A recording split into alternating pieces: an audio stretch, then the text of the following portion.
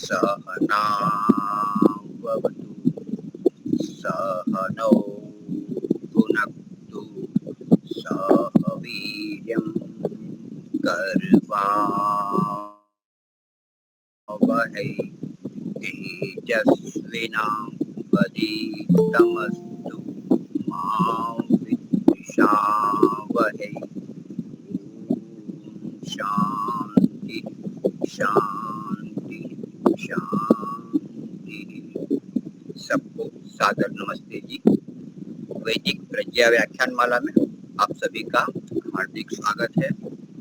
पहले भजन के लिए केड़ी माता जी आप लीजिए। हाँ जी, सबको नमस्ते जी। प्रभु भक्ति का भजन। तेरी रहमतों का सहारा न होता तो दुनिया में मेरा गुजारा न होता। तेरी रहमतों का सहारा न होता तो दुनिया में मेरा गुजारा न होता।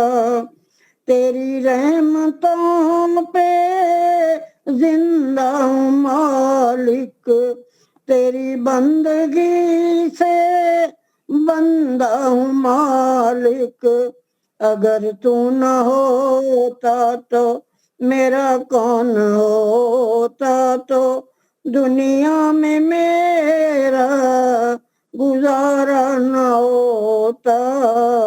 तेरी रहमतों का सहारा न होता तो दुनिया में मेरा गुजारा न होता। ये संसार सागर कर्म जाल फेरा, मेरी जिंदगी में छाया अंधेरा। तेरी दया का वर्द हस्त न होता तो दुनिया में मेरा गुजारा न होता। तमन्ना है एक तू मेरी झोली भर दे, अपने ही रंग में मुझे भी तू रंग दे। तुझे भूल कर भी विसारा न होता तो दुनिया में मेरा गुजारा न होता। तेरी रहमतों का सहारा न होता तो दुनिया में मेरा गुजारा न होता। भक्त विष पी कर भी मुस्कुराते, इच्छा पूर्ण हो तेरी ये गीत गाते। अगर अपने भक्तों का प्यारा न होता तो दुनिया में मेरा गुजारा न होता। जीवन की नैया है तेरे हवाले, चाहे डुबा दे चाहे तरा दे। पथिक आशिकों को उबारा न होता तो जिंदगी में मेरा गुजारा न होता। तेरी रहमतों का सहारा न होता तो दुनिया में मेरा गुजारा न होता तो दुनिया में मेरा गुजारा न होता। धन्यवाद जी समय देने के। बहुत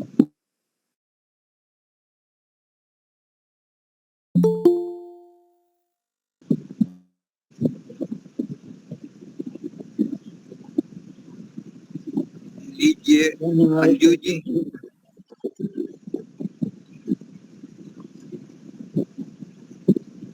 यदि वो तैयार न हो पे लिखा है कि कौन नाम इस पे लिखा आपकी है? आवाज नहीं आ रही है आचार्य जी, ठीक आवाज नहीं आ रही है। अच्छा अंजू जी आप लेंगे?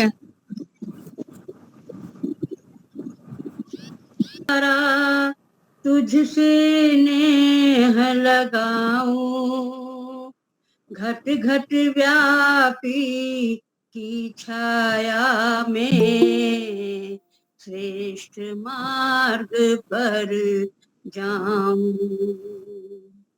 एकमात्र अवलंब सभी का तू ही है आश्रय दाता, तेरे नाम निगम नवता से भवसागर तर जाता, भवसागर तर जाता। वो मेरे पालनहार हो, मेरे पालनहार, स्वामी मेरे जगदाता, देना मुझको नाम का प्रसाद दाता। मेरे पालनहार, स्वामी मेरे जगदाता, देना मुझको नाम का प्रसाद दाता, वो देना मुझको नाम का प्रसाद दाता। तुम हो सबके दाता प्रभु जी, तुम हो अंतर्यामी, तुम हो सबके दाता प्रभु जी, तुम हो अंतर्यामी। ये दुनिया है आनी जानी, क्यों करता नादानी, ये दुनिया है आनी जानी, क्यों करता नादानी। कर दो मेरे सब हो, कर दो मेरे सब संकट दूर दाता, देना मुझको नाम का प्रसाद दाता, वो देना मुझको नाम का प्रसाद दाता। ओम नाम का सुमिरन करके जीवन सफल बनाना, ओम नाम का सुमिरन करके जीवन सफल बनाना। ओम नाम तू जप ले बंदे, फिर न पड़े पछताना, ओम नाम तू जप ले बंदे, फिर न पड़े पछताना। सारे सुखों का हो,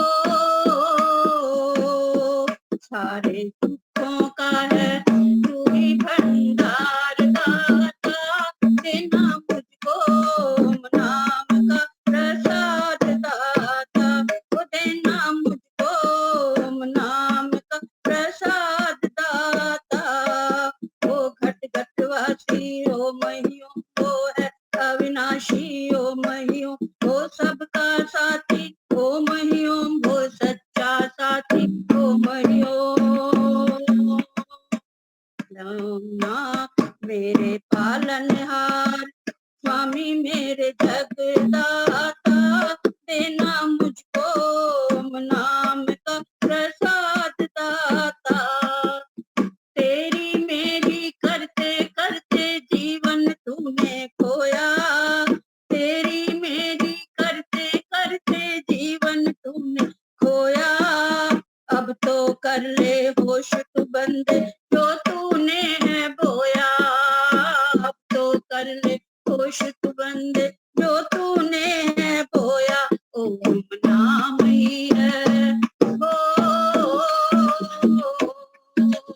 नाम ही है मुक्ति का धाम दाता, देना मुझको नाम का प्रसाद दाता, वो देना मुझको नाम का प्रसाद दाता। मेरे पालनहार, स्वामी मेरे जग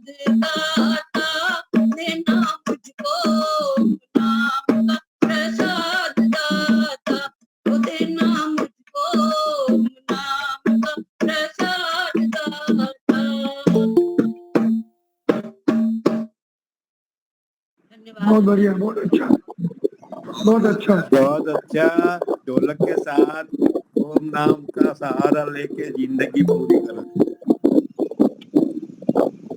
अभी हमारे बीच में जया शुक्ला जी 5 मिनट के लिए मैं समय देता हूँ। जया शुक्ला जी, बाद में श्रुति जी का प्रवचन रहेगा। जी धन्यवाद। मैं एक सूचना देने के लिए आई हूँ। पिछले बुधवार को, इस वाले बुधवार को स्वामी विवेकानंद जी का प्रवचन हुआ था न्याय दर्शन पर। तो उसमें उन्होंने एक ये बात भी कही थी कि आप लोगों को न्याय दर्शन का पहला अध्याय कम से कम पढ़ना चाहिए। तो मेरा ऐसा विचार है कि मैं पहला अध्याय आप लोगों को पढ़ाऊं। और अभी मेरी छुट्टियां भी चल रही हैं, तो मेरे पास अनुकूलता है पढ़ाने की। और समय मुझे सुबह में देना है, क्योंकि शाम को अन्य व्यस्तता होती है, जिस कारण शाम को मैं समय नहीं दे पाऊंगी। सुबह में 10 से 11 मैं आपको लगभग पौना घंटा, 10 से पौने 11 तक मैं आपको समय दे सकती हूँ। तो आप लोग बताइए, क्या आपको अनुकूलता है? सप्ताह में 3 दिन हम कक्षा रखेंगे, सोमवार, बुधवार और शुक्रवार। सोमवार को मैं पढ़ाऊंगी, मंगलवार को आप जी ऑनलाइन या ऑफलाइन? Online online. सोमवार को मैं पढ़ाऊंगी, मंगलवार को आपको तैयारी करनी है, बुधवार को आपको पाठ सुनाना है जो पिछला पढ़ा है, और उसके बाद में फिर हम बुधवार को आगे चलाएंगे। यानी एक दिन पढ़ाई, एक दिन रिवीजन। इस प्रकार से मेरी योजना है। और ये कक्षा चलेगी जूम पर, क्योंकि जूम में इंटरनल रिकॉर्डिंग का एक ऑप्शन है जो गूगल मीट में हमको दिखाई नहीं दिया।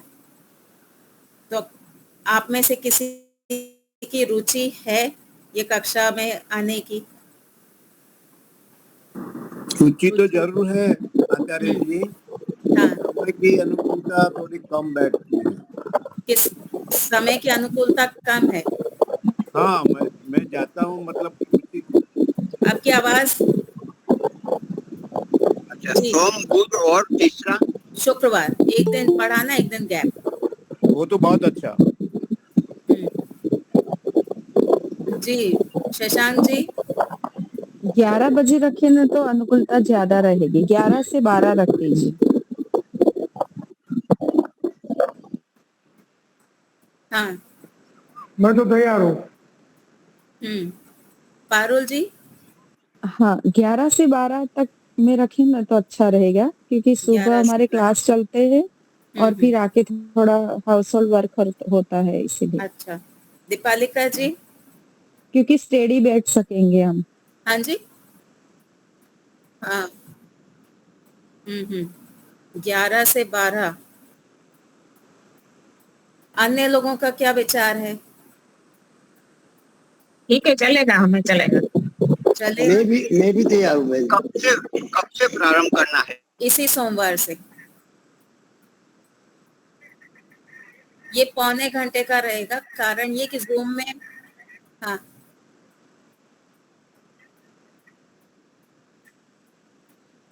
ये चल पाएगा 16 जून तक। मैं प्रयास करूंगी पहला अध्याय खत्म कर दूं। जी, वो न्याय दर्शन की पुस्तक लानी पड़ेगी। हाँ जी, आपकी चॉइस है, आपको लानी है तो आप लाइए, नहीं है तो कोई बात नहीं, ठीक है। सिर्फ सुन करके लिख भी सकते हैं। हाँ ठीक। ठीक है, तो इसमें अभी दो तो विकल्प है।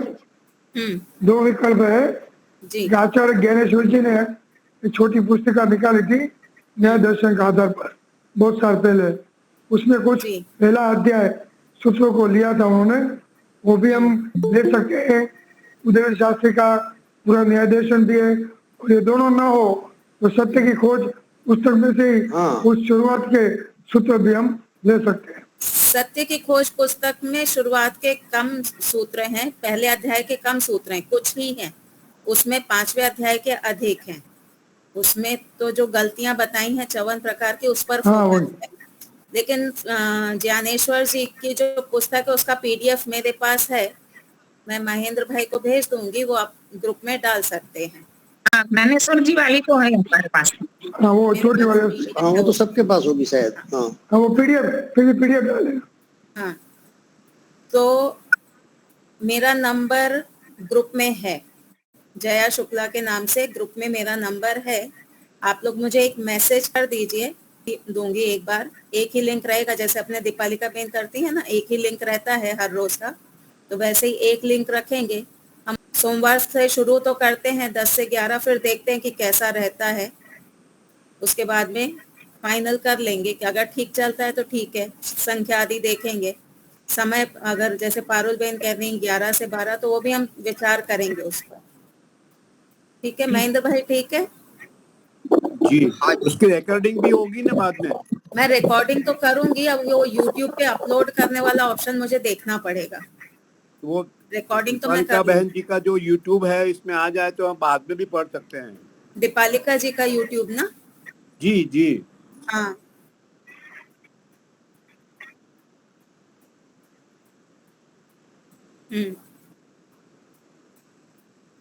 लेकिन ये जूम पे बहन जी जूम पे बोल रही है। हाँ बस देखिए, जूम मेरी तो है। दीपालिका जी से बात हुई थी, उनकी व्यस्तता के कारण मैं तो चाहती हूँ कि दीपालिका बेन रहें एज अ होस्ट, पर उनको भी एक दूसरे कार्य हैं, उनको अनुकूलता नहीं हो पा रही है।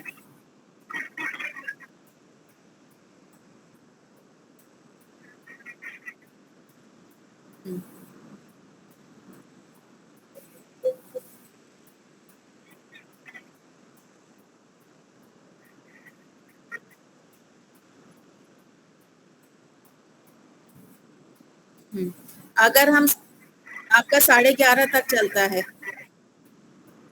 आपका 11:30 तक है ना? और तैयारी करनी पड़ती है। ठीक है दोस्तों, तो हम 1 महीना भी नहीं है, 20-25 दिन है।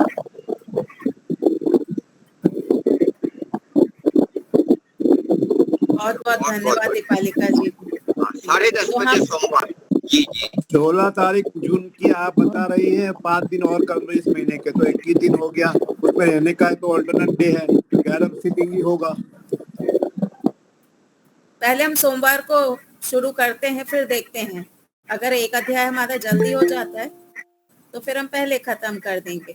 हमारा पर्पस है पहला अध्याय पढ़ना। मैं एक सजेशन देना चाहती हूँ। जी जी आप रात को क्लास कर सकते हैं 9 से 10, तो सभी लोग जुड़ सकेंगे।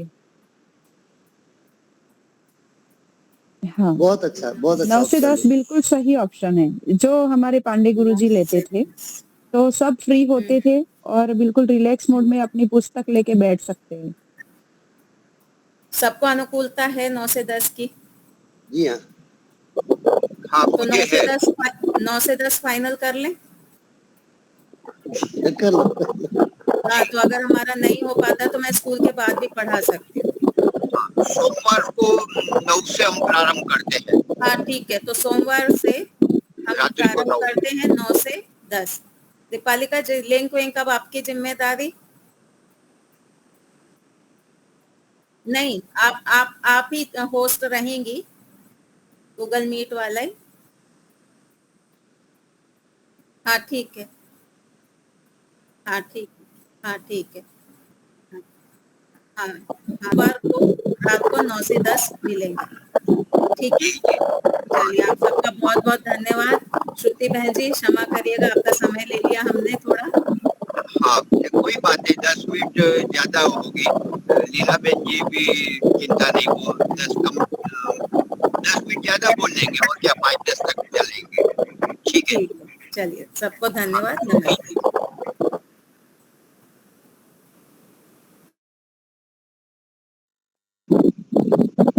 हाँ जी, वक्तव्य प्रारंभ करें श्रुति जी। हाँ जी बहुत बहुत धन्यवाद। आप सभी को सादर नमस्ते जी।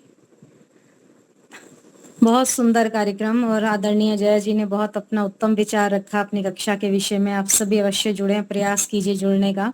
घर बैठे आप गायत्री गंगा में समझिए डुबकी लगा रहे हैं, इस तरह का आपका कार्यक्रम रहेगा। हर प्रकार के पढ़ने का, अध्ययन करने का आप विचार कीजिए। थोड़ा स्वाध्यायशील होना चाहिए व्यक्ति को। मुनि जी हम छोटे थे तो एक भजन सुना करते थे, हिम्मत ना हारिए प्रभु ना विसारिए, हंसते मुस्कुराते हुए जिंदगी गुजारिए। तो ये हंसना मुस्कुराना हर एक के बस की बात नहीं है। तो एक मैं छोटा सा विषय पढ़ रही थी प्राकृतिक चिकित्सा की, जब मैं अपना पढ़ती हूँ कक्षा, तो उसमें एक विषय आता है प्रसन्नता, हंसते रहना। मुझे छोटा सा विषय अच्छा लगा, हमारे लिए व्यवहारिक जीवन के लिए बहुत ही सरल सा ये विषय है और हमारे लिए बहुत जरूरी है प्रसन्न रहना। और ये गलत नहीं है कि हमारी प्रसन्नता और अप्रसन्नता जो है कुछ स्वयं हम पर निर्भर करती है, बहुत कुछ।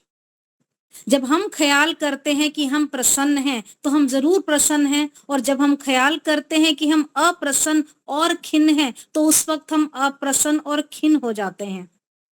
और सिद्धांत तो ये है कि ये वाली बात सिद्धांत की कि एक व्यक्ति जैसा अपने विषय में सोचेगा वो वैसा ही हो जाएगा। प्रत्येक व्यक्ति स्वयं अपने विचारों की उपज होता है, वह अपने को जैसा भी बनाना चाहे वो वैसा जरूर बन जाता है।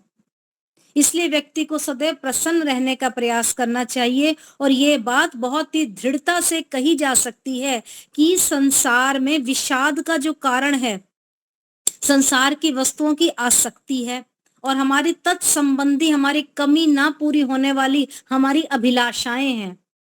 जैसे हमारी कोई जरूरत पूरी नहीं होती तो भी हम खिन्न हो जाते हैं, तो भी हम चिड़चिड़े से हो जाते हैं। हम दैवी शक्ति चाहते हैं पर तलाश में रहते हैं झूठे संसारिक आनंद की। बस यहीं पर आपकी स्वर्गीय प्रसन्नता और संसारिक आनंद, इन दोनों के बीच में दोनों को एक वस्तु हम समझने की भारी भूल कर बैठते हैं। हम मधु के भंडार जो होते हैं उसमें हम लिप्त रहते हैं और एक क्षण भर जो हमारा पुष्प जो खिलता है वो कल मुरझा जाता है।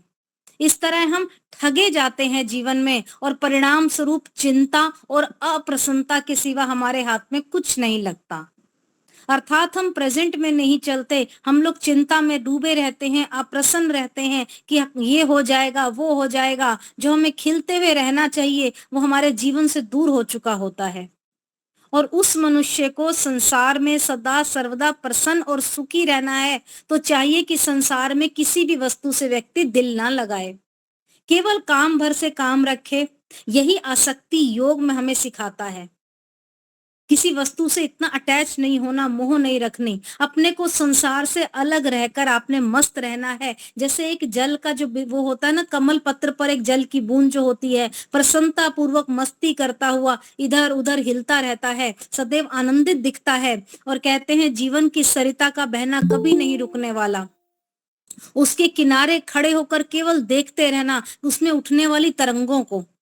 कभी उसमें थोड़ा सा जल लेकर आप अपनी प्यास बुझा सकते हैं, परंतु उसमें एक बार कूद कर जान देने वाले को कोई बुद्धिमान नहीं कहेगा।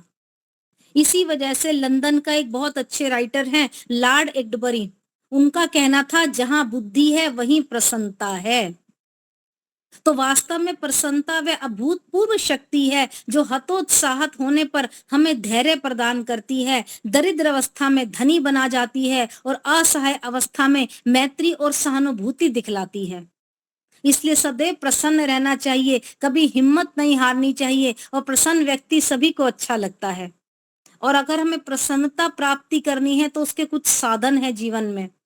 पहला साधन है खिलखिलाकर हंसना। अंग्रेजी में आपने कहावत सुनी है कि रोज एक सेब खाओ तो डॉक्टर के पास फटकने मत दो अपने आप को।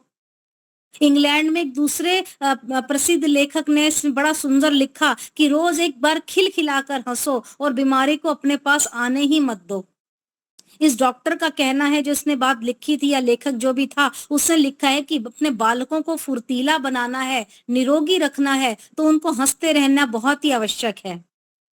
यदि बालकों का शिक्षक ऐसा होगा जो बहुत ज्यादा वैसे स्वभाव का है, क्रूर मिजाज का है, तो बालक बहुत दब्बू अवस्था में रहेंगे। इसलिए बच्चों को भी कहिए हर समय हंसते खिलखिलाते रहें, उनके साथ आप भी हंसिए खिलखिलाइए। उनका जो टीचर है, अध्यापक है, वो भी इस प्रकार का व्यवहार उसका होना चाहिए कि बच्चे हंसते रहें। और अगर हंसने के विषय में एक बात प्रसिद्ध आप ये भी सुनते होंगे, हंसो और मोटे हो जाओ। अर्थात हंसने से व्यक्ति हष्ट-पुष्ट यानी कि मोटा हो जाता है। और ऐसा भी देखा जाता है कि मोटा व्यक्ति अधिकतर हंसमुख होते हैं। और इस कथन में भले अतिशयोक्ति क्यों ना हो, परंतु ये ध्रुव सत्य है कि खिलखिलाकर हंसने से हमारी भूख भी अच्छी होती है। और जो व्यक्ति हंसमुख होता है उसे कब्ज भी बहुत कम होती है, वो खूब खाते हैं और पचाते भी हैं। कारण क्या है? हंसने से पेट की मांसपेशियां जो हैं जागृत होकर कर्मशील हो जाती हैं। फलतः शरीर में जो है खून की जो दौरा है, ब्लड सर्कुलेशन, वो तेजी से होने लगता है और हमारे को उत्तम स्वास्थ्य प्रदान करने में सहायक होता है। इसलिए कहते हैं हंसना एक प्रकार का सुखकर व्यायाम है। इस क्रिया को करने से आपकी गर्दन, आपकी छाती के जो उदर हैं, उससे स्नायु में एक साथ सबको काम करना पड़ता है। वो सबल बनते हैं, सुदृढ़ बनते हैं, क्रियाशील बनते हैं। और मस्तिष्क की जो ज्ञान तंतुएं हैं और मुंह की जो मांसपेशियां हैं, नसों और नाड़ियों के लिए हंसना जो है एक बहुत अच्छी कसरत है। और हंसमुख व्यक्ति के आप गाल देखिए, एकदम गोल होंगे, सुंदर होंगे, चमकीले होंगे, चेहरा उस व्यक्ति का गुलाबी होगा और फूल जैसे सदृश खिलता वैसा उसका जीवन आपको लगेगा।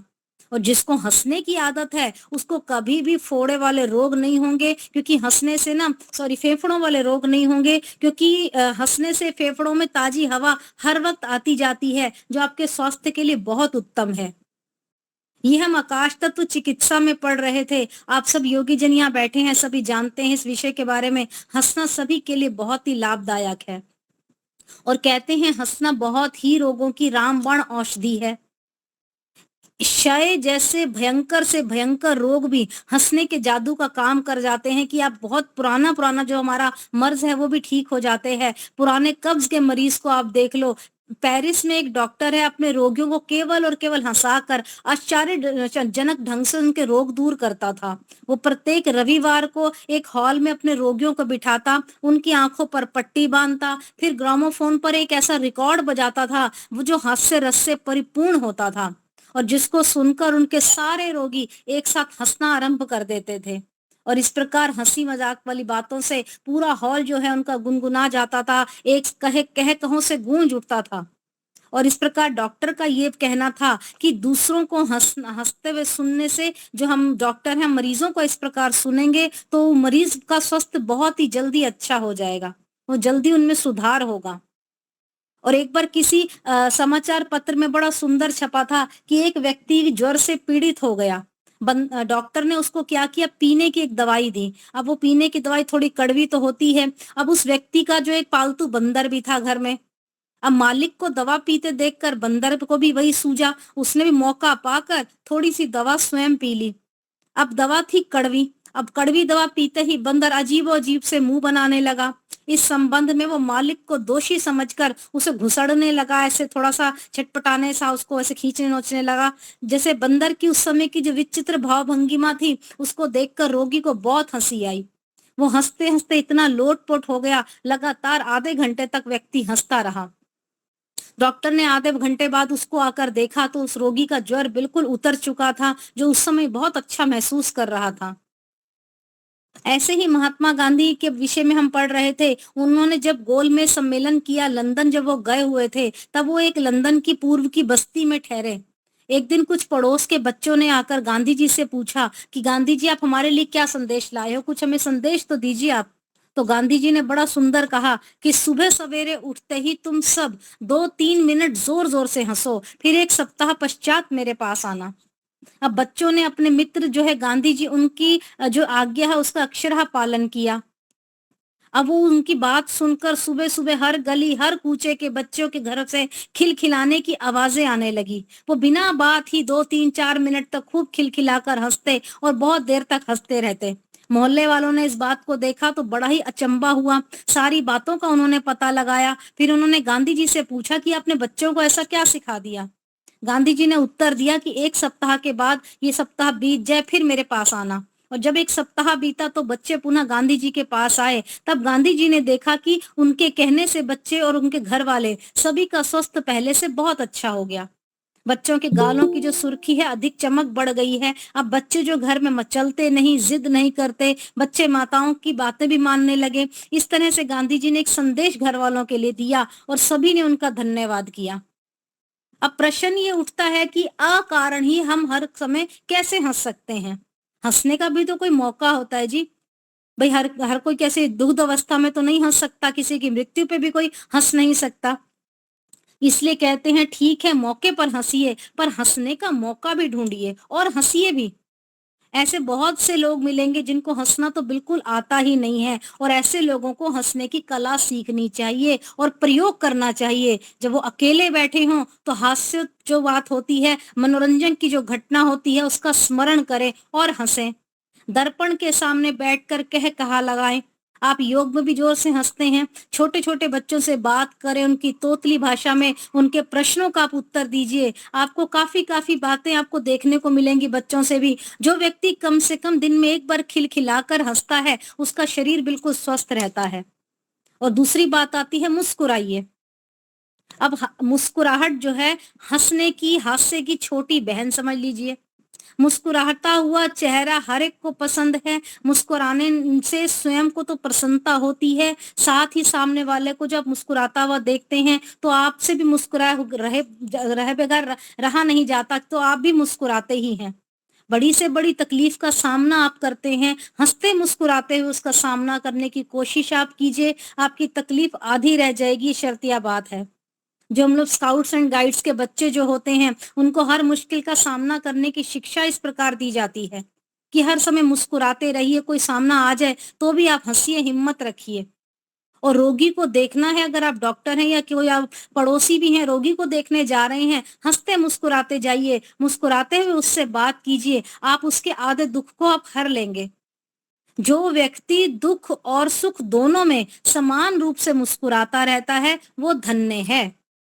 रस्किन एक लेखक थे, उन्होंने बड़ा सुंदर लिखा कि मृदुल स्वभाव, ओष्ठों पे हल्की मुस्कान, कुछ स्नेह भरे आपके शब्द किसी को इतना सुख दे सकते हैं कि लाखों रुपए खरीदने पे भी आप नहीं कुछ ऐसा खरीद सकते। किसी की मुस्कुराहट को आप बांट के देखिए, इसमें आपका कोई खर्च नहीं लगता। जीवन में आनंद की ज्योति जलती रहती है। ऐसा सौदा बहुत ही दुर्लभ है, इसलिए सदैव मुस्कुराते रहिए, हंसते रहिए।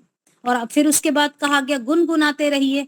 प्रसन्नता का तीसरा साधन गुनगुनाना भी है। कुछ सीटी बजाइए, कुछ भजन करिए, कुछ धीमी धीमी आवाज में कुछ गुनगुनाते रहिए, दोहराते रहिए किसी बात को, आपके हृदय को काफी शांति मिलेगी। फिर चौथा उसका साधन ये है गाना। गायक जो है बहुत खुश रहता है, आपने देखा होगा, उसकी प्रसन्नता का साधन ये है। आप ये नहीं कि बहुत बड़े गायक बन जाइए, चोटी के गवैया बन जाइए, ऐसा नहीं है आपके लिए। आप उस कार्य में मत लग जाइए, बल्कि जो भी आपको अच्छा बुरा गाना आता है उसको आप कभी कभी गा लिया कीजिए, कभी दिल से, कभी मस्त होकर। आप इस प्रकार की चेष्टा कीजिए कि आप हर समय मुस्कुराते रहें।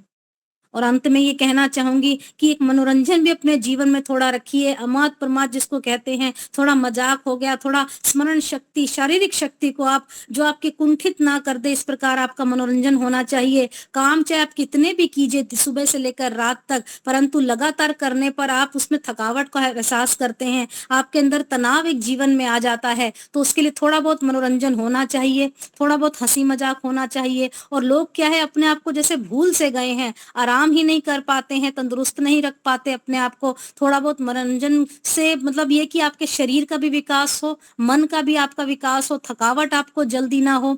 और कोई ना कोई साधन ढूंढ लीजिए, जैसे कीर्तन करते हैं कुछ बुजुर्ग लोग, कुछ गायन करते हैं, कुछ व्यक्ति अपने तरीके से ढोल वगैरह बजाते हैं, कुछ लोग कई छोटे छोटे कार्य करते हैं जिनकी शारीरिक थकावट को दूर करते हैं।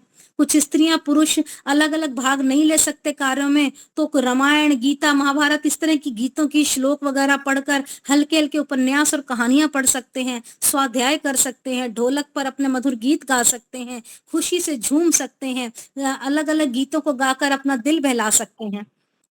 ये थोड़ी सी बात मुझे बड़ी अच्छी लगी। और ये भी गर्मियों की छुट्टियां चल रही हैं, आप सामूहिक रूप से कहीं बाहर घूमने जा सकते हैं, छोटे छोटे स्थानों पर पिकनिक भी आप कर सकते हैं, प्राकृतिक स्थानों की सैर कर सकते हैं, अपने दुखों को आप गायब करने के कई अलग अलग साधन अपना सकते हैं। तो मैं यही कहूंगी अंत में कि आपके जीवन में एक सुख आपको मिले, शक्ति का संचय हो आपके जीवन में। आप मनोरंजन के जो से रोग का निवारण भी आप कर सकते हैं। आपकी परिस्थिति को अच्छा बना देगा मनोरंजन। एक डॉक्टर कहता है उस बीमार व्यक्ति के संबंध में कुछ सोच विचार ना करिए, आप उसके मन बहलाने के साधन आप ढूंढिए। आप उसके रोगों को दूर करने के लिए आप कई प्रकार के मनोरंजन उसके साथ कर सकते हैं, कुछ गेम खेल कर, कुछ बैठकर आपस में विचार विमर्श करके। तो इस प्रकार की बातें आप अपने जीवन में अपनाइए। छोटे छोटे बातों को आप पढ़िए, उसको अपने जीवन में उतारने का प्रयास कीजिए। तो कुछ ये विषय मैं बोलना चाहती थी, अपने विचार रखना चाहती थी। और मैं कहूंगी परम पिता परमात्मा की शरण में आप लगा दीजिए अपने आप को। आपके जीवन में कभी उदासी आएगी ही नहीं, आपके जीवन में गंभीरता आएगी ही नहीं, आप कभी भी बीमार नहीं आप महसूस करेंगे। तो 2 पंक्तियां कहकर अपने वाणी को विराम दूंगी, फिर माता जी के विचार भी हम सुनेंगे। भगवान की शरण में जिसका निवास होगा, जग में कभी न उसका चेहरा उदास होगा। भगवान की शरण में जिसका निवास होगा, जग में कभी न उसका चेहरा उदास होगा। भगवान की शरण में प्रभु तो हर एक दिल में रहता है घर बनाकर, इंसान ढूंढता है क्यों दूर दूर जाकर। अज्ञानता का मन से पर्दा जरा हटाकर, एक बार देख ले तू प्रभु के समीप आकर। चहूं ओर से तुम्हारा, चहूं ओर से तुम्हारा हरदम विकास होगा। भगवान की शरण में जिसका निवास होगा, जग में कभी न उसका चेहरा उदास होगा। भगवान की शरण में परमात्मा को तुमने दिल से नहीं पुकारा, बाहर के चक्षुओं से बाहर उसे निहारा। अंतःकरण के भीतर देखा नहीं नजारा, तुम ही कहो कि कैसे कल्याण हो तुम्हारा। जब जब उसे मिलोगे, जब जब उसे मिलोगे, प्रभु आस पास होगा। भगवान की शरण में जिसका निवास होगा, जीवन जग में कभी न उसका चेहरा उदास होगा। भगवान की शरण में जिसका निवास होगा, जग में कभी न उसका चेहरा उदास होगा। भगवान की शरण में। बहुत बहुत धन्यवाद। बहुत ही सुंदर आपका वक्तव्य रहा कि हमेशा हंसते रहे, प्रसन्न बने रहे, कभी भी हिम्मत न हारे, जो भी विकट विपरीतता हो लेकिन हंसते रहे, आगे बढ़ते रहे। विषाद का कारण हमारी अतुट अभिलाषा है और हमारे वास्तव में हंसना वो तो मधु का भंडार है। चिंता, अप्रसन्नता, रोग आदि हट जाते हैं। आदि बहुत सारे उसमें मुद्दे बताए, 1 2 3 4 5 ये सब मैं लिख के ही रखूंगा। अभी समय नहीं है तो अपने लीला बहन जी को मैं आमंत्रित करता हूँ। 2 शब्द मैं श्रुति जी के लिए कहना चाहती हूँ, अगर आप जाओ तो। हाँ जी, श्रुति बेटे के लिए कहना चाहूंगी। अनमोल शब्दों की भाषा मेरी लाडो। श्रुति, मैंने लाडो क्यों कहा, वाकई मुझे ये बड़ी लाडली लगती है।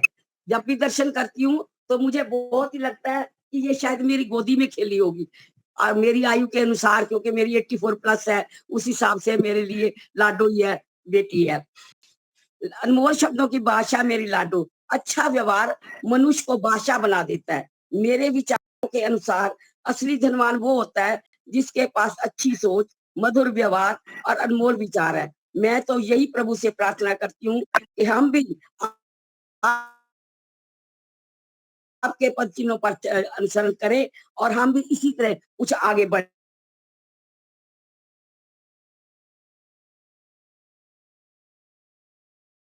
ये सबसे अनमोल है, ये सदैव आपके जीवन का अनमोल आभूषण बने, आपके हर रिश्ते में अमृत बरसेगा।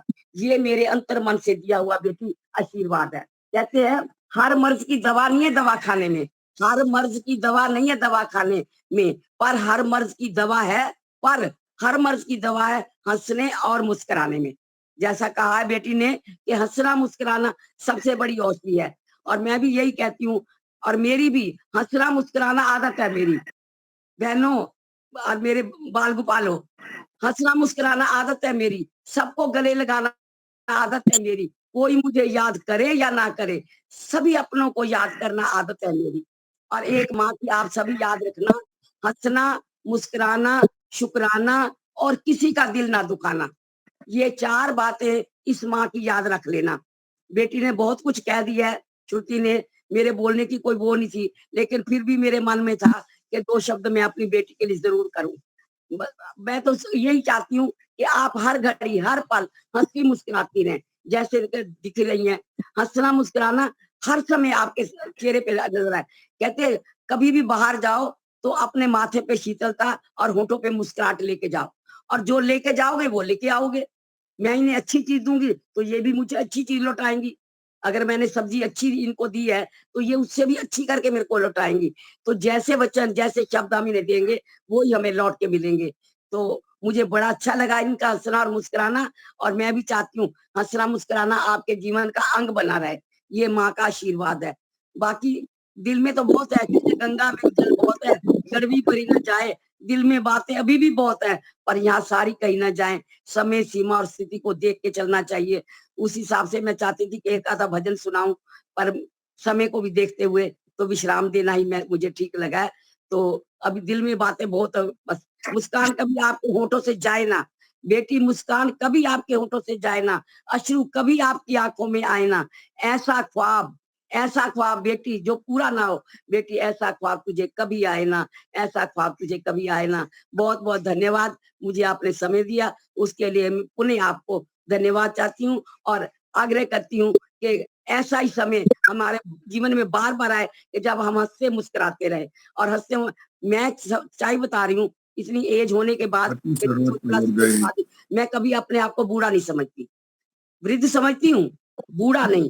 बूढ़ा तो शरीर का परिवर्तन है, उसने होना ही है, सबका हो रहा है, लेकिन वृद्ध, वृद्ध का मतलब जो वृद्धि करे, वृद्ध समझती हूँ लेकिन बूढ़ा नहीं समझती। तो आप अपने आप को बूढ़े हैं तो फिर वो बूढ़े होते ही चले जाओगे, नीचे गिरते ही चले जाओगे। इसलिए मैं आप सभी का बहुत बहुत धन्यवाद करती हूँ। मैं जबरदस्ती घुस गई और कहा कि मुझे 2 शब्द कहने दीजिए बेटी के लिए, तो मैं आपको पुनः आभार प्रकट करती हूँ और बहुत बहुत धन्यवाद। धन्यवाद, बहुत बहुत। बहुत ही बढ़िया, आपने अपनी अंतर मन की भावना प्रकट की, खूब खूब धन्यवाद। अभी लीला बहन जी आप प्रारंभ करें। गायत्री मंत्र से ईश्वर की स्तुति प्रार्थना उपासना करेंगे। ओम भूर्भुवः स्वः तत्सवितुर्वरेण्यं भर्गो देवस्य धीमहि धियो यो न प्रचोदयात्।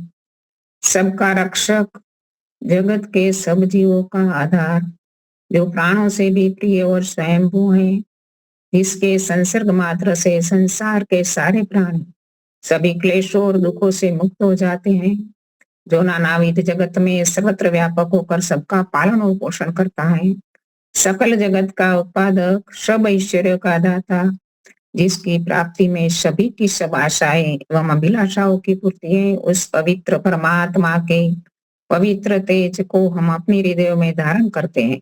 वो परमात्मा हमारी बुद्धियों को निकृष्ट मार्ग से निवृत्त करके उत्कृष्ट मार्ग की ओर प्रेरित करे। प्रसन्नता के लिए बहुत बातें बताई गई, धन्यवाद। आचार्य ज्ञानेश्वर जी का एक वाक्य मुझे याद आ रहा है। आचार्य ज्ञानेश्वर जी कहा करते थे कि जीवन में कितना ही दुख, कितना ही कष्ट क्यों ना हो, चाहे प्रलय की परिस्थिति भी क्यों ना आ जाए, लेकिन सदा प्रसन्न रहना एक आध्यात्मिक व्यक्ति का महत्वपूर्ण लक्षण है। तो आध्यात्मिक व्यक्ति के लिए तो अप्रसन्न दुखी होना कोई बात ही नहीं है। सच्चा आध्यात्मिक व्यक्ति जो ईश्वर से जुड़ा हुआ है वो सदा प्रसन्न ही रहेगा, क्योंकि ईश्वर आनंद स्वरूप है, तो उसके संसर्ग में रहने वाले आनंद स्वरूप ही रहेंगे। तो गत सप्ताह में हमने कुर्वन्नेव कर्माणि जिजे विषेतम समा, इसी ईशोपनिषद के दूसरे मंत्र का कुछ व्याख्या की थी। ये मंत्र का यही भाव था कि हमें कर्म करते हुए 100 वर्ष तक जीने की इच्छा करनी है, प्रसन्नता पूर्वक जीना है, दुखों कष्टों को झेलते हुए, लेकिन किस प्रकार के कर्म करते हुए। तो इस मंत्र बता रहा था, न कर्म लिप्यते नरे, जो कर्म हे मनुष्य तुझे बांधने वाले ना हो। इस आवागमन के चक्कर से छूटने का एकमात्र रास्ता मनुष्य जीवन में किए हुए निष्काम कर्म ही है। ये मंत्र का मुख्य भाव था। आज आगे का मंत्र हम लेंगे। असूर्या नाम ते लोका अंधेन तमसावृता तास्ते प्रेत्याभि गच्छति एके आत्महनोजना। इस मंत्र में बताया गया है कि असूर्या नाम का लोक कैसा है, जो केवल मात्र भोग योनि है, जहां बंधन है, भय है, दुख है और भयंकर अंधकार से ढका हुआ है, ऐसा लोक है। और जहाँ किसी भी प्रकार का ना ज्ञान है ना विवेक है, वहां के प्रेत्याभि यानी मरने के बाद, प्रेत्य भाव न्याय दर्शन में भी आता है कि जो प्रमेय होता है ना, जो प्रमाण और प्रमेय के बारे में हम जानते हैं। प्रमाण क्या है? किसी वस्तु को जानने का साधन, और प्रमेय क्या है? वो वस्तु है। तो इसमें एक प्रेत्य भाव भी है, मरने के बाद की परिस्थिति। तो वहां किस लोगों को जाना पड़ता है कि जो आत्मा की हत्या करने वाले लोग हैं। तो ये मंत्र का मुख्य भाव यही है। तो अभी मैं थोड़ा इसके ऊपर विवेचन करना चाहूंगी। असूर्या नाम ते लोका, पहला शब्द है असुर। असुर किसको कहेंगे? तो असुर का अर्थ है प्राण। जो अपने प्राणों के, अपने स्वार्थ के लिए ही लगा रहता है जीवन भर, उसका नाम है असुर। और सुर कहते हैं देवताओं को। जो सुर का विरोधी है वो असुर है। जो देवताओं में दिव्य गुण होते हैं, अच्छी भावनाएं होती है, अच्छे कर्म होते हैं देवताओं के। और असुर जो राक्षस योनि कहते हैं हम, तो वो राक्षस योनि जो नीच विचार वाले लोग हैं वो सारे असुर हैं। तो असुर लोगों का जो भी है उसका क्या, उसको कहा गया आत्महनोजना, आत्मा की हत्या करने वाले बताया गया है। तो भर्तृहरि जी का एक श्लोक यहाँ करते हुए मैं एक कहना चाहूंगी कि भर्तृहरि जी ने 4 प्रकार के लोग मनुष्य में बताए। एक है सतपुरुष। प्रथम कोटि के जो लोग हैं वो क्या है? सतपुरुष। इस श्लोक में बताया गया, एक के सतपुरुषा परार्थ घटका स्वार्थन परित्यज्य। वो सतपुरुष जो अपने स्वार्थ को छोड़कर दूसरों के सुख के लिए प्रयत्न करते हैं। परार्थ घटका, दूसरों के लिए, घट यानी चेष्टा, कार्य करते हैं, दूसरों के लिए कार्य करते, स्वार्थ न परित्यज्य, अपने स्वार्थ को त्याग करके, अपने सुख दुख को, अपनी भूख प्यास को, अपनी सुख सुविधाओं को त्याग कर वो दूसरों के लिए, दूसरों के सुख के लिए जो क्या कार्य करते हैं उसका नाम क्या है? सतपुरुष है। और संसार में हम देखते हैं कि इस प्रकार के लोग सतपुरुष जो अपने सारा जीवन, अपना जो भी हमारे महापुरुष है वो सतपुरुष है। क्योंकि जो भी महापुरुष के जीवन में हम देखते हैं तो उनके जीवन अपने सुख स्वार्थ को छोड़कर दूसरों के लिए ही जीते हैं। तो इस प्रकार के पुरुष प्रथम कोटि के माने गए हैं। और दूसरे प्रकार के क्या है?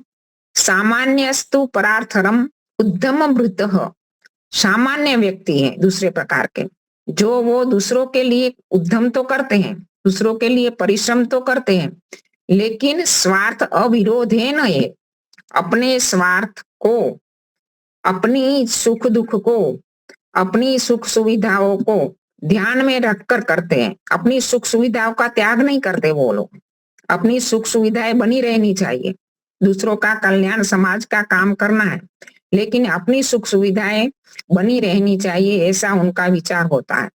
लेकिन जो सत्पुरुष है वो अपनी सुख सुविधाओं का भी त्याग करके समाज का, दूसरों का कल्याण करते हैं। और दूसरे नंबर के व्यक्ति जो सामान्य व्यक्ति की कोटि में गिने जाते हैं, वो उद्यम तो करते हैं, दूसरों के लिए प्रयास भी करेंगे, लेकिन कहाँ तक, जो अपना सुख दुख में कोई हानि नहीं आनी चाहिए, अपने सुख में कोई हानि नहीं आनी चाहिए। और तीसरे प्रकार के जो लोग हैं, ते अमी मानुष्य राक्षसा परहितम स्वार्थाय निध्यन्ति है। ये तीसरे प्रकार के मनुष्य हैं, जो मनुष्य शरीर धारण करके राक्षस है, दैत्य है, पिशाच है। महर्षि दयानंद ने ये शब्द का प्रयोग किया है। तो इस प्रकार के लोगों को असुर कहा गया है, क्योंकि वो अपने स्वार्थ के लिए, अपने सुख के लिए, अपनी सुविधाओं के लिए, अपनी इच्छाओं की पूर्ति के लिए दूसरों की जान हानि तक करने में, दूसरों का प्राण लेने में भी पीछे नहीं रहते। इस प्रकार के लोग हैं। और चौथे स्तर के व्यक्ति के लिए तो भर्तृहरि जी कहते हैं कि उनको कौन सा नाम दिया जाए, वो उनके, मेरे पास की डिक्शनरी में उसके पास नाम भी, शब्द भी नहीं है, क्योंकि वो चौथे प्रकार के व्यक्ति ऐसे हैं कि वो ऐसा काम करते हैं कि उनका कोई इसमें हित नहीं है, उनसे उनको कोई सुख नहीं मिलने वाला, फिर भी दूसरों का इतना हित करते हैं, इतनी की पीड़ा देते, इतना कष्ट देते हैं कि क्या उनको कहा जाए। तो इन चार प्रकार के व्यक्तियों के बारे में भर्तृहरि जी ने कहा है। तो इसमें से तीसरे प्रकार के जो व्यक्ति है, जो राक्षस योनि, जैसे हम कहते हैं ना कि रामायण में जो वाल्मीकि ऋषि बताते हैं कि जो जंगलों में यज्ञ आदि करते थे ऋषि लोग, तो उसी समय राक्षस लोग उसमें मांस, हड्डियां आदि डालते थे। तो वो ऐसे लोग थे कि इसमें उसको कोई फायदा भी नहीं था, फिर भी उनके अच्छे कार्यों में विघ्न डालते थे। तो इस प्रकार के लोग हैं, ये चौथे स्तर के व्यक्ति हैं। और असुर व्यक्ति को आत्महनोजना कहा गया है, जो आत्मा की हत्या करने वाले हैं। हम आत्महत्या शब्द तो बहुत प्रचलित है, आत्महत्या शब्द लोक में हम सामान्य रीत से बोलते हैं, लेकिन इसमें क्या होता है कि वास्तव में आत्मा की हत्या नहीं होती। आत्मा तो अजर अमर है, हत्या तो शरीर की ही करते हैं, लेकिन आत्महत्या में क्या होता है, व्यक्ति स्वयं के शरीर की हत्या करता है, स्वयं करता है, तो उसको आत्महत्या हम कहते हैं। वास्तव में वो शरीर की हत्या है। और आत्महत्या भी एक बड़ा पाप है, क्योंकि वेद में कहीं भी आत्महत्या का विधान नहीं है। और आत्महत्या करने वाला व्यक्ति जिन दुखों के कारण, जिन कष्टों के कारण आत्महत्या करते हैं, क्या इन कष्टों से छूट जाता है? नहीं, बिल्कुल नहीं। हमारे स्वामी विवेकानंद जी भी कहते थे कि आत्महत्या करने वाले लोगों को मैंने एक दो बार बातें करता हूं तो भी उनका आत्महत्या करने से विचार टल जाता है। कि वो समझाते हैं कि तुम जिस परेशानी के कारण, जिस कष्ट के कारण आत्महत्या का मार्ग चुनते हो, वास्तव में उसके छुटकारा नहीं है। दूसरे जन्म में परम पिता परमात्मा इससे भी 2 गुना दंड देगा, क्योंकि परमात्मा के विधान क्या है, पर ईश्वर का विधान है कि शरीर में डालना जीवात्मा को और शरीर में से निकालना वो ईश्वर का काम है, हमारा काम नहीं है। तो उसका वेद के विरुद्ध है और ईश्वर के विधान के विरुद्ध हम कार्य करते हैं, तो ये तो बड़ा पाप है, इसका दंड अवश्य मिलेगा, इससे छुटकारा मिलने वाला नहीं है। तो आत्महत्या आनी आत्मा की हत्या नहीं, लेकिन अपने शरीर की स्वयं हत्या करना, वो है आत्महत्या। तो आत्महत्या जनो यहाँ इस मंत्र में बताया गया है कि वो आत्महना जनो, जो भी असूर्य नाम ते लोका अंधेन तमसा वृथा, असूर्य नाम का जो वो लोक है जहाँ बंधन है, दुख है, भय है, चिंता है। हम देखते हैं ना कि किस किस प्रकार की योनियां हैं, कि जहाँ बिल्कुल अंधकारमय जीवन है, बिल्कुल निकृष्ट प्रकार का जीवन है, इसमें बहुत ही बंधन है, भय, चिंता है, दुख ही दुख है। ऐसे अनेक प्रकार के कीड़े मकोड़े, जीव जंतु, गटर की नाली में जीने वाले जंतु, इस प्रकार के अनेक योनियों में हम देखते हैं कि अंधकार से भरी हुई योनियां हैं। तो असूर्या नाम ते लोका अंधेन तमसा वृथा, भयंकर अंधकार से आवृत है ऐसा लोग। उसको प्रत्याभी यानी मृत्यु के बाद भेजा जाता है। आत्महनोजना, जो आत्मा की हत्या करते हैं उस लोगों को। अभी हमें देखना है कि आत्मा की हत्या कौन करता है, आत्महत्यारा कौन है। तो मंत्र के भाव के अनुसार आत्महत्या के बारे में हम कहेंगे कि जो शरीर के से, मन से और वचन से तीनों में एक रूपता है तो हम ठीक है, अन्यथा हम आत्महत्यारे हैं। हमारा मन में कुछ और विचार है, हमारी वाणी कुछ और बोलती है और हमारे कर्म कुछ और है।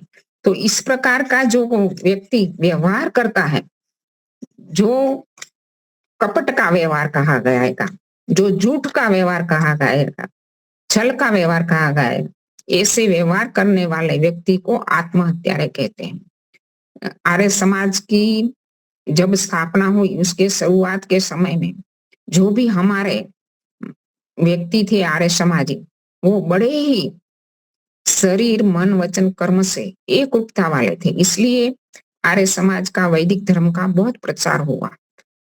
आज भी वैदिक विद्या ऐसी विद्या है, ऐसी जो दुनिया में जितनी भी विद्या है इसमें शीर्ष स्थान पर रखने वाली विद्या है। उसका प्रचार होने में कोई देरी लगने वाली नहीं।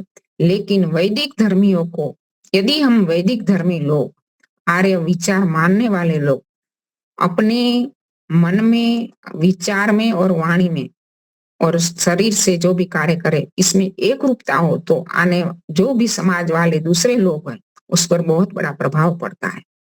तो उसी समय आर्य समाज का बहुत प्रचार हुआ, क्योंकि मन वचन कर्म से एक रूपता थी। तो मन वचन कर्म में एक रूपता होनी एक बहुत ही जरूरी है और वो शीर्ष स्थान पर रहने वाली विद्या का प्रचार करना है। तो हमें मन वचन कर्म में एक रूपता लानी है और मन वचन कर्म में एक रूपता लानी ही नहीं लाएंगे क्योंकि हमारे पास बड़ी विद्या है। हम बहुत सारा स्वाध्याय करते हैं, अच्छे अच्छे प्रवचनों को सुनते हैं, अच्छे अच्छे ग्रंथों को पढ़ते हैं, अच्छे अच्छे विद्वानों को, अच्छे अच्छे तपस्वी योगियों के साथ सत्संग में जाते हैं।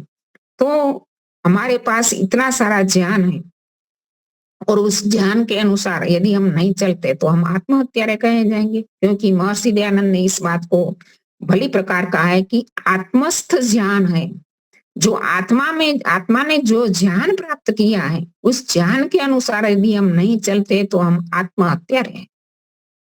महर्षि दयानंद का एक ग्रंथ है व्यवहार भानु। व्यवहार भानु में बहुत अच्छा व्यवहार सिखाया गया है। स्वामी सतपति जी यहाँ तक कहते थे कि व्यवहार भानु हमें मोक्ष तक पहुंचाने वाला ग्रंथ है। हमारा व्यवहार कैसा हो वो बताने वाला ग्रंथ है। व्यवहार भानु में प्रश्नोत्तर शैली से कई बातें बताई गई है। एक प्रश्न उठाया गया कि यदि कोई व्यक्ति विद्या पढ़ता है, विद्या उसने प्राप्त की और किसी कारण से वो व्यवहार में नहीं ला पाया तो क्या उसको विद्या का फल प्राप्त होगा? महर्षि जी का उत्तर है कदापि नहीं। और उन्होंने यहाँ एक उदाहरण भी दिया है, उसकी तुलना भी की है चोर के साथ कि वो व्यक्ति तो चोर जैसा है, क्योंकि चोर जानता है कि चोरी करना बुरा कर्म है, फिर भी वो चोरी करता है। और इसी प्रकार जिसके पास ये विद्या है, इसको पता है कि मुझे व्यवहार में क्या लाना है क्या नहीं लाना है। वेद ने हमेशा हमें विधि और निषेध का मार्ग बताया, क्या करना है क्या नहीं करना है। तो यदि हम जानते हुए भी नहीं अपनाते हैं तो हम आत्महत्यारे की कोटि में आ जाएंगे। और आत्महत्यारे की आत्महनोजना की क्या गतियां होगी? अंधकार भरी योनियों में जाना पड़ेगा। हमें हर एक चीज में वो लागू होगा क्योंकि हम बहुत सारा ज्ञान है हमारे पास। सुबह में प्रातः जागरण से लेकर ईश्वर उपासना से लेकर यज्ञ से लेकर व्यायाम से लेकर पंच महायज्ञ से लेकर बहुत सारा हमें जान लिया है। लेकिन यदि उसके अनुसार हमारा व्यवहार नहीं है तो हम आत्महत्यारे गिने जाएंगे। और आत्महत्यारे के लिए क्या गति है? अंधकार भरी योनियां है। तो हम जागृत हो जाए, सावधान हो जाए कि हमारी विद्या, हमारा जितना ज्ञान है उस ज्ञान के अनुसार हमारा जीवन है कि नहीं। यदि नहीं है तो हम पाप में डूबेंगे और महर्षि दयानंद जी ने ये बात अच्छी प्रकार कही है कि वो चोर है। हम चोरी के गुना, चोर को जैसी गुना पापी माना जाएगा, इसी प्रकार जो विद्या पढ़कर भी जो उसके अनुसार आचरण नहीं करता वो भी पापी। तो हमें अपनी आत्मा में देखना है, जागना है, प्रतिदिन जागरूक होकर देखना है कि क्या हमारा जीवन किस ओर जा रहा है, कहीं हम आत्महत्या तो नहीं। इसी प्रकार आगे बताया गया कि जो यम नियम है, जैसे सत्य बोलना है, हम बचपन से सुनते आए हैं सत्य बोलना है, झूठ नहीं बोलना है, कितनी बार सुना है, लेकिन जब व्यवहार काल आता है, व्यवहार सामने आता है, तो हमारा स्वार्थ, हमारे अंदर पड़ी वासनाएं, हमारे अंदर पड़े संस्कार हमें कहते हैं कि क्या ये कार्य करने से मुझे मेरी मानहानि हो जाएगी, मेरा अपमान हो जाएगा, मेरे धन की हानि हो जाएगी। ऐसे ऐसे विचार आकर के हम झूठ का सहारा ले लेते हैं, तो हम आत्महत्या रहे। आत्मा की आवाज को हम दबाते हैं। हमारी आत्मा शुद्ध बुद्ध मुक्त है।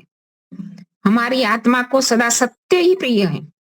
सत्य का व्यवहार हम किसी के साथ करते हैं तो हमारी आत्मा में आनंद की, परमपिता परमात्मा में आनंद की अद्भुत भेंट देता है। और यदि कोई व्यक्ति हमारे साथ असत्य का व्यवहार करता है तो हमें दुख लगता है। तो ये सीधा सा हमें बता रहा है कि हमारी आत्मा की रुचि, हमारी आत्मा की प्रीति सत्य के प्रति है, शुद्धता के प्रति है, पवित्रता के प्रति है। तो हम आत्मा के हत्यारे ना बने। परमपिता परमात्मा की अद्भुत उपाय हमारे ऊपर, हमें कोई कार्य करने से पहले जगा देता है कि ये कार्य करने लायक है और एक कार्य नहीं करने लायक है, लेकिन हम आत्मा की आवाज को, परमात्मा की आवाज को दबा देते हैं तो हम आत्महत्यारे हैं। चोरी के बारे में भी वही है। किसी की वस्तु को बिना पूछे लेना भी चोरी मानी गई। और इसी प्रकार हम किसी से भी घृणा ना करें, किसी की हत्या ना करें, किसी की हिंसा ना करें शरीर से, यहाँ तक कि किसी के प्रति मन में द्वेष का भाव भी ना रखे। हमारे योग दर्शन तो हमें यहाँ तक सिखाता है कि द्वेष का भाव नहीं रखना है, शत्रु के प्रति भी उपेक्षा कर दो, लेकिन द्वेष भाव हमारे मन में नहीं आना चाहिए। वो एक प्रकार की हिंसा है। और संध्या के मंत्रों में 6 बार हम ईश्वर से प्रार्थना करें, योष्मान दृष्टियम वयम। हमारा अंतरात्मा में से द्वेष का भाव, हमारे अंतःकरण से द्वेष को मिटा दो, मिटा दो, मिटा दो। तो हमें अपनी आत्मा की आवाज के अनुसार शरीर से, मन से, वचन से ये कार्य करना है। और मन से भी 3 प्रकार के पाप बताए गए कि स्पृहा, लोभ, अनुचित मार्ग से किसी चीज की प्राप्ति करना वो स्पृहा है। मन में ऐसा विचार लाना भी पाप है। और यहाँ द्रोह, दूसरों के कष्ट पहुंचाने की इच्छा करना भी पाप है। और नास्तिकता को भी मानसिक पाप बताया गया है कि ईश्वर को ना मानना, आत्मा को ना मानना, कर्म फल को ना मानना। आजकल कितने लोग हैं कि जो ईश्वर को भी नहीं मानते, जो बाह्य रूप में से, मोटे रूप में से नहीं मानने वाले तो है ही, लेकिन वो आचार्य जी कहते थे कि झूठे नास्तिक भी हम ना बने। हम मानते तो है, लेकिन क्या ईश्वर की आज्ञा के अनुसार हमारा जीवन चल रहा है?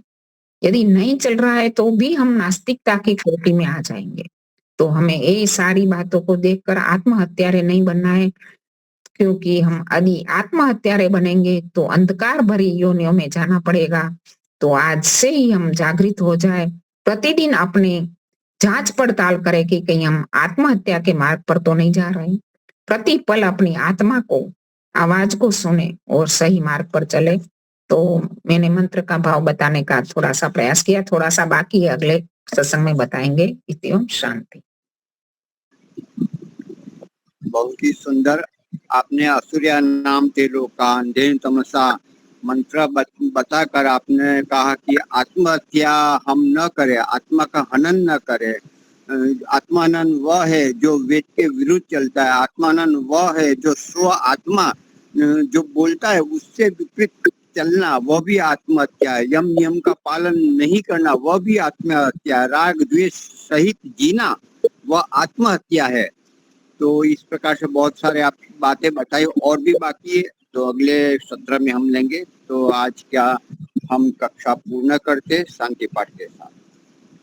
ओम जौ शांतिरन्तरिक्षं अंतरिक्षं शांति पृथ्वी शांतिरापो शांतिरौषधयः शांति वनस्पतयः शांतिर्विश्वे देवा शांतिर्ब्रह्म शांतिः सर्वं शांति शांतिरेव शांतिः सामा शांतिरेधि ओम शांति शांति शांति।